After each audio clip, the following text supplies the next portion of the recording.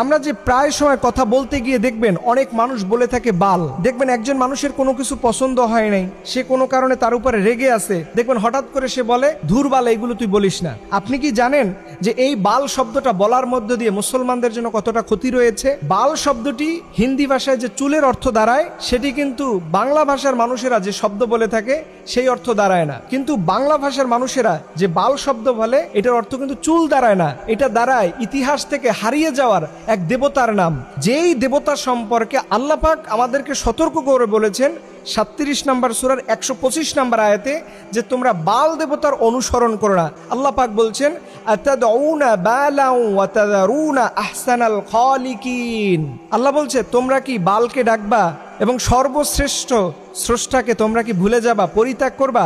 এই বাল শব্দটা আল্লাহ পাক কোরআনের মধ্যে বলেছেন। এই বাল শব্দটা সেমিটিক শব্দ, যার অর্থ দাঁড়ায় দেবতা বা স্রষ্টা, বা আমরা যে আল্লাহ বলে সম্বোধন করি ঠিক একই রকম অর্থ দাঁড়ায়। এটা আসলো কোথা থেকে?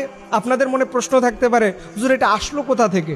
এটা আসছে মুসা আলাইহিস সালাম যখন আল্লাহর নির্দেশে 40 দিনের একটা ধ্যান করার জন্য তুর পাহাড়ে গেলেন, তখন ওনার যে অনুসারীরা ছিল তাদেরকে বলছে তোমরা যতটুকু আল্লাহর পক্ষ থেকে নিয়ম পেয়েছো এটাই মানবা। কিন্তু তার মধ্যে একজন ছিল সামিরি নামের।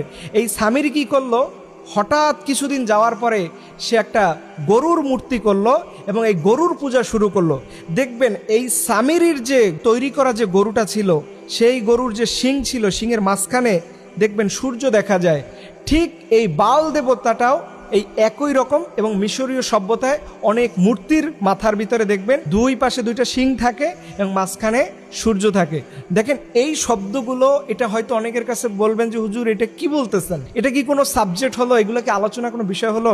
দেখেন এই সামিরির মাধ্যমে সেই সময়ের মুসা আলাইহিস সালামের মানুষেরা তারা সবাই আল্লাহর পানিশমেন্ট পাবেন। আল্লাহর সামনে সবাইকে অপরাধী হতে হবে শুধুমাত্র ওই গরুর পূজা করার কারণে, এই শিরিক করার কারণে, শুধুমাত্র এই বাল দেবতাকে অনুসরণ করার কারণে। অথচ আমরা খুব সহজেই এইগুলো বলতেছি, আমরা জানিও না কোন শব্দটা বললে ইসলামের দৃষ্টিকোণে রাইট আছে, কোন শব্দটা বললে ইসলামের দৃষ্টিকোণে রং আছে, এটা আমরা অনেকেই জানি না। কিন্তু আফসোসের বিষয় প্রিয় ভাইয়েরা, আমরা আমাদের লাইফে, আমাদের জীবনে যতদিন পর্যন্ত থাকি না কেন, সবার আগে ভাগে আমাদের ইসলামকে অনুসরণ করতে হবে।